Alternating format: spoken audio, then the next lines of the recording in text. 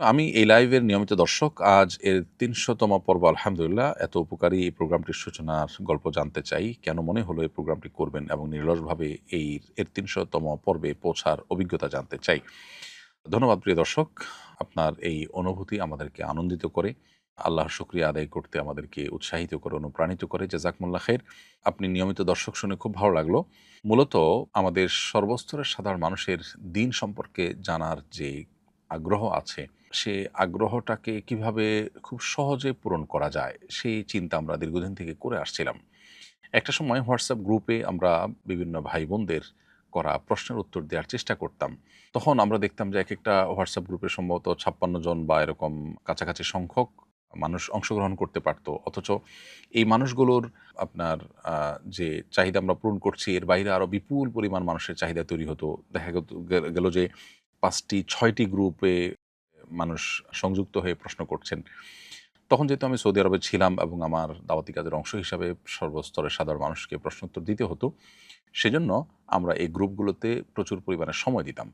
কিন্তু আলাদা, আলাদা গ্রুপ করে মানুষকে সময় দেওয়ার চাইতে সবাইকে একটা প্ল্যাটফর্মে এনে প্রশ্ন উত্তর দেওয়ার সুযোগ থাকলে সেটা আমাদের জন্য ভালো হতো, তাদের জন্য ভালো হতো। একই প্রশ্ন দেখা যায় বহু মানুষের সেটার উত্তর জানার সুযোগ হতো। এই চিন্তা থেকে মূলত আমরা এই Facebook লাইভের মাধ্যমে এবং YouTube লাইভের মাধ্যমে আমাদের সম্মানিত দর্শক শ্রোতামণ্ডলীর সারা দুনিয়াতে যারা ছড়িয়ে ছিটিয়ে আছেন, সর্বস্তরের সাধারণ মুসলমানদের প্রশ্ন উত্তর দেওয়ার জন্য আমরা এই লাইভ অনুষ্ঠানটি শুরু করি। এটা হলো শুরুর গল্প।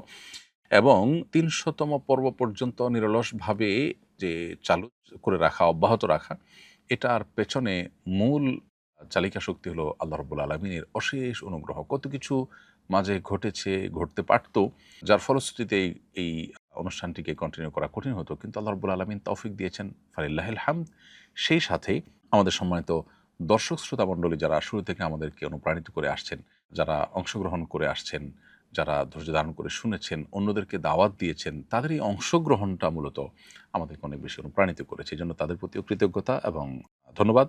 ইনশাআল্লাহ এই ৩০০টি পর্ব শেষ করার এই গুরুত্বপূর্ণ ক্ষণে আমরা একটি উদ্যোগ নিয়েছি। সেটি হলো ৩০১তম পর্বকে স্মরণীয় করে রাখবার জন্য ইনশাআল্লাহ আমরা লাইভ অনুষ্ঠানটিকে ডিজিটাল বা অনলাইন লাইভের বিপরীতে বরং সরাসরি এবং সামনাসামনি প্রশ্নোত্তরের সেশনে আমরা সেটিকে পরিণত করতে চাই। অর্থাৎ একটি পর্বকে আমরা একেবারে দর্শকদের উপস্থিতিতে প্রশ্নোত্তরের সেশন এবং অনুভূতি প্রকাশের সেশন করতে চাই। সেটি ইনশাআল্লাহ আগামী ৮ই মে আমরা আল্লাহ তৌফিক দান করলে আসুন্নাহ ফাউন্ডেশন অডিটোরিয়ামে আমরা আমাদের সম্মানিত দর্শক শ্রোতাদেরকে দাওয়াত দিব। যারা আগ্রহী তারা নির্দিষ্ট গুগল ফর্মে আবেদন করতে হবে।